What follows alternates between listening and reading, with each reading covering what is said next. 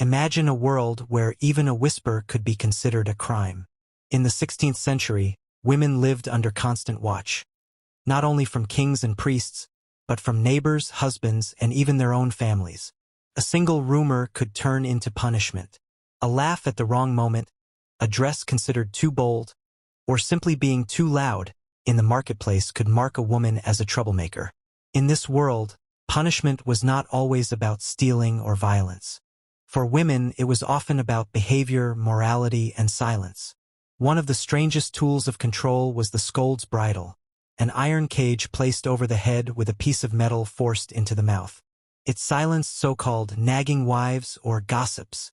Villagers gathered to watch a woman in this device paraded through the streets, her silence serving as both humiliation and warning. Public shame was one of the most common punishments. Stocks and pillories were used, but for women, humiliation was often theatrical. A woman might be forced to wear donkey ears to symbolize foolishness, or a horned cap to mark infidelity. In some towns, women accused of gossip were tied to a cart and dragged through the streets while crowds jeered. The punishment didn't just correct the offender. It entertained the community and reinforced the idea that women needed to stay obedient. Religious influence added even more weight. The 16th century was an age of Reformation, Counter-Reformation, and moral anxiety. Women were often seen as keepers of virtue. If they failed, they were not only disobedient, they were sinful. Church courts could punish women for a modest dress, skipping mass, or even dancing on holy days. Something as simple as a brightly colored gown could be labeled vanity, and vanity itself was treated as rebellion against God. Marriage was another field of punishment. Husbands had legal rights to discipline their wives, and although the most extreme forms of violence were discouraged, many forms of correction were tolerated. Communities often sided with men, treating women's complaints as nagging or disobedience. Records from England, Germany, and Italy show women dragged into courts not because they broke the law, but because they disturbed the peace of marriage. But not all punishments were physical. Economic penalties were just as harsh. Women who inherited property, ran taverns, or engaged in trade could be fined, stripped of licenses, or publicly shamed for being too ambitious. Society feared independent women, so punishments often worked to push them back into dependency. The most fascinating part? Many of these punishments were designed less for justice and more for theater. They were warnings played out in front of the entire community. A woman in the scold's bridle or wearing a shame mask wasn't just suffering alone. She was a living lesson for every other woman watching. The 16th century was a time of grandeur, kings and queens, reformations and discoveries. But for women, daily life could turn into a stage of constant judgment. To survive meant to remain silent, modest, and invisible. Step outside those rules and punishment was waiting. This was not justice as we know it today. It was control through fear, shame, and spectacle. And as we move deeper into the story, we will see exactly what women were punished for, and how society used their suffering to define its order. If there was one crime women were most often accused of in the 16th century, it was talking too much. Gossip, nagging, scolding. All these words appear again and again in court records. In fact, in many towns across England, Germany, and France, being known as a scold was enough to bring a woman before a judge. Her offense? Disturbing the peace with her voice. To silence these women, communities turned to humiliation. The scold's bridle, sometimes called the brank, became infamous. This iron contraption locked around a woman's head, with a flat plate or spike pressed into her mouth to prevent speech. She was paraded through the streets, her silence speaking louder than any words. Crowds gathered not only to stare but to laugh, reinforcing the message. Women who spoke out of turn would be silenced. Stocks and pillories also served as stages for punishment. But for women, the punishments often included theatrical additions. A gossip might be forced to wear donkey ears to mark her foolishness. An unfaithful wife could be given a horned cap, mocking her supposed shame. Sometimes women were tied to carts and pulled through the village while neighbors shouted insults or threw rotten food. These events weren't private corrections, they were public theater, and everyone played a role. Another common punishment was the cucking stool, sometimes confused with the ducking stool. This was a wooden chair where women were tied and wheeled through town for all to see. Neighbors followed, jeering and laughing. The message was clear. Obedience and silence were the expected virtues. Those who stepped outside were turned into public entertainment. Domestic disputes often spilled into the public sphere. Women accused of nagging their husbands, insulting neighbors, or starting quarrels could face court sessions that ended in symbolic punishments. One case from England records a woman who was paraded around town with a loaf of bread tied around her neck as a mark of dishonesty. In Germany, a wife who insulted her husband was forced to kneel in the town square and beg forgiveness in front of the crowd. It wasn't always about humiliation alone. These punishments created order in a world where gossip and reputation mattered as much as law. In small towns, words could damage trade, honor, or even religious authority. So silencing women wasn't just about keeping them quiet, it was about protecting the fragile balance of the community. But while these punishments were harsh, they weren't always applied equally. A wealthy woman or noblewoman might avoid the bridle or stocks, instead being confined at home under watch or fined heavily. For poorer women, public humiliation was almost guaranteed. Poverty made them more visible and therefore easier targets. The social stage of punishment shows us how gender shaped justice. Men could brawl, curse, or shout, and often receive lighter penalties. Women, however, were expected to be silent, modest, and obedient. Any deviation was seen not just as bad behavior, but as a threat to order itself. And so, the punishment of women in the 16th century often had less to do with crime and more to do with control. By humiliating women in public, communities reminded everyone of their place in the hierarchy. Silence was not just expected, it was enforced. The 16th century was an age of faith and fear. Religion touched every corner of daily life, and for women, moral expectations were higher and stricter than ever. A man could gamble, drink, or fight, and though he might face a fine, society often forgave him. But for women, even the smallest act that seemed to challenge morality or piety could lead to punishment. One of the most common accusations women faced was immodesty. Church courts carefully monitored how women dressed.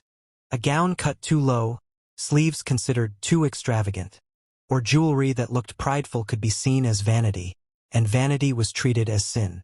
In many cities, women caught breaking sumptuary laws were fined, forced to remove their clothing in public view, or made to wear plain garments as a mark of shame. The message was simple.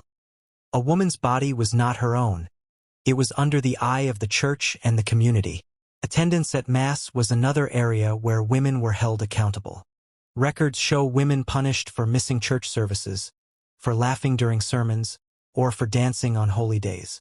Something as harmless as singing a secular tune at the wrong time could be labeled disrespectful.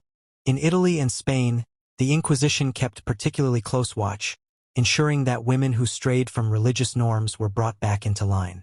But the most frightening accusations came under the shadow of witchcraft. The 16th century saw the rise of witch hunts across Europe. Women who were old, widowed, or simply lived alone could find themselves accused of dealing with the devil.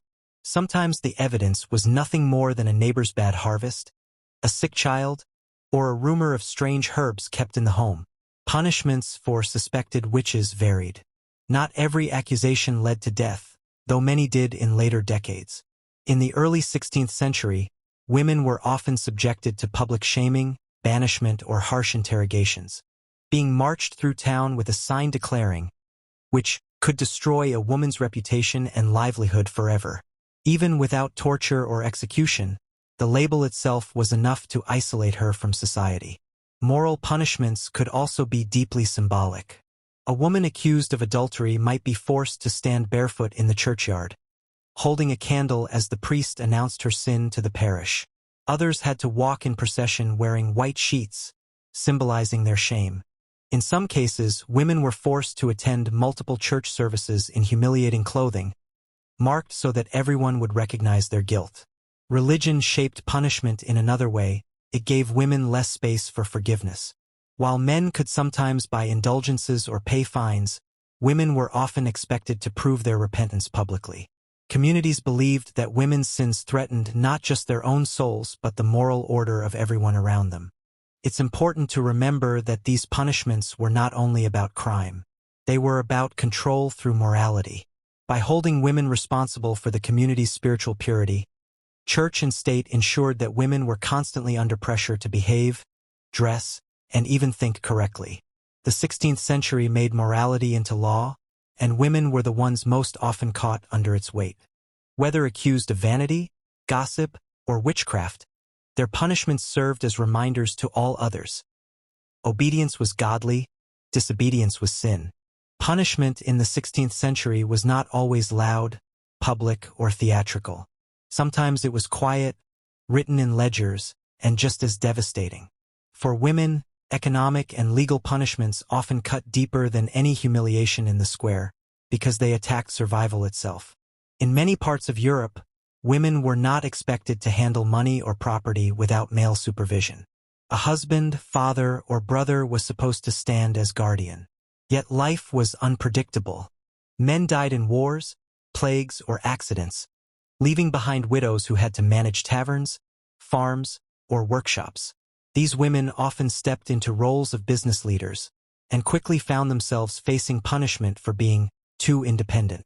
In England, widows who ran alehouses or taverns were fined if they were accused of letting bad company gather in their establishments. Even if they had loyal customers, officials used moral excuses to punish them, sometimes stripping them of their licenses altogether. In German cities, women who tried to take part in trade guilds were excluded, fined, or forced to operate illegally. Their crime was not dishonesty. It was crossing invisible lines of gender. Another common penalty was confiscation of goods. If a woman was found guilty of selling watered-down beer, bread below weight, or fabric of poor quality, she might lose her entire stock. While men might face similar fines, records show that women were punished more harshly for the same offenses, their punishment framed as a lesson to remind them of their secondary role in business. Marriage law also played a role in economic punishment. Husbands had the right to discipline wives who spent too much, managed household accounts poorly, or tried to make business decisions without permission. In some regions, women could be dragged before courts for wasting family wealth, even if their husbands were known gamblers or drinkers. Once again, the rules were unequal. Men were forgiven for weakness, while women were condemned for foolishness. Dowries and inheritance added another layer of risk. A woman's dowry, once paid, often became her husband's property. If he squandered it, she had little legal recourse. If she challenged him, she risked punishment for disobedience. Widows who tried to claim inheritance could be tied up in years of legal battles, and many lost simply because courts favored male relatives. Religious courts also stepped into economic matters. Women accused of greed, usury, or dishonest gain could be fined or forced to pay restitution. Even something as small as selling eggs at an unfair price could bring a woman before local authorities. To the church, greed in women was considered doubly dangerous. It was both sin and rebellion against their proper place. And for women of the lower classes, the punishments could be brutal in their simplicity. Banishment from the town. Records describe women driven out with nothing but their clothes for being troublesome sellers or improper widows. Exile meant the loss of community, work, and safety, often a punishment worse than any whipping. What these economic and legal punishments reveal is that justice was not neutral. It was a system built to protect male control of property, trade, and inheritance. For women, punishment was often less about crime and more about pushing them back into dependency. The courtroom, the market, and the household all became places where women could be judged. And unlike theatrical punishments in the square, these economic penalties rarely drew laughter from crowds. Instead, they reshaped lives quietly, erasing wealth, silencing ambition, and reinforcing a society where women's independence was seen as dangerous. Not all punishments of women in the 16th century happened in the quiet corners of law courts or through fines written on parchment. Some were turned into public spectacles, staged for entire towns to witness. These punishments were not only about one woman's supposed crime. They were designed as lessons, loud, humiliating, and unforgettable. Fairs and markets were the perfect backdrop for such events. In England, France, and Germany, women accused of adultery or scandalous behavior could be paraded through crowded streets during market days. Some wore special costumes designed to mock them, caps with horns to symbolize infidelity, or sheets to mark shame. They were forced to walk barefoot, holding candles or symbolic objects of their crime. Everyone could see and everyone was expected to judge. The cucking stool was one of the most theatrical punishments. Unlike the stocks or pillories, which kept offenders still, the cucking stool placed women in a chair wheeled through town like a moving stage. Crowds jeered, shouted insults, and sometimes followed along. In later versions, this stool evolved into the ducking stool, where women accused of gossip or witchcraft were dunked into rivers or ponds. Even when no real harm was done, the act itself was frightening, humiliating, and dangerous. At public festivals, punishments sometimes became part of the entertainment. Records tell of women tied to symbolic objects, such as barrels, and rolled through streets as a form of mockery. Others had to wear heavy wooden masks with exaggerated noses or mouths, turning them into living caricatures. These punishments blurred the line between law and theater. Justice became a show, and women's suffering became the audience's amusement. In Catholic countries, religious processions were also used as punishment. A woman convicted of immorality could be forced to walk through town during a Saints' Day parade, carrying a cross or dressed in white as a symbol of repentance. Villagers marched alongside, but instead of celebration, they whispered about her shame. What should have been a holy procession became a tool of humiliation. Noble women faced different kinds of public spectacle. While they were rarely paraded through muddy streets, they could be confined to palaces or convents with their punishment announced publicly. In Spain, for example, records describe noble women accused of adultery who were not executed but forced into lifelong confinement. Their names were read aloud, ensuring that their disgrace lived on in memory. For common women, the impact of these spectacles was harsher. Unlike nobles, they had little protection from gossip or poverty. Once punished in public, their reputations rarely recovered. A single day of mockery could destroy marriage prospects, family honor, or business opportunities. This was part of the system. Punishment was not only about crime, it was about branding a woman forever. And yet, not every woman accepted her punishment in silence. There are accounts of women shouting back at crowds, insulting officials, or mocking the very punishments meant to shame them. These moments of resistance, though rare, show that women were not simply passive victims. They understood the injustice and sometimes turned the spectacle back on those who judged them. The extreme cases remind us how deeply society relied on spectacle to enforce control. Public punishment was theater with a moral. Step outside the role expected of you, and you will become the show. The punishments of women in the 16th century were more than laws written on parchment or verdicts read aloud by judges. They were windows into the fears, beliefs, and anxieties of an entire society. To look at how women were punished is to see what the world feared most: disorder, disobedience, and the loss of control. These punishments were rarely about theft or violence. They were about voices, choices, and independence. A woman could be shamed for gossip, fined for managing her own tavern, or paraded for daring to dress too boldly. What was truly punished was not crime, but behavior that threatened the fragile balance of order between men and women. Public spectacles like the cucking stool or the scold's bridle remind us how much communities relied on shame. Punishment was theater, and women were forced into starring roles. Every villager became part of the show, watching, mocking, and learning the lesson. Obedience was safety, disobedience was danger. Fear was not just for the accused, it was for everyone who watched. Religious punishments show another layer. The church saw women as guardians of morality, but that role became a trap. If they failed to live up to impossible standards, they were accused of vanity, heresy, or witchcraft. A single accusation could erase years of piety. In a world obsessed with sin, women's bodies and voices became battlegrounds of faith. Economic punishments reveal something just as telling: fear of women's independence.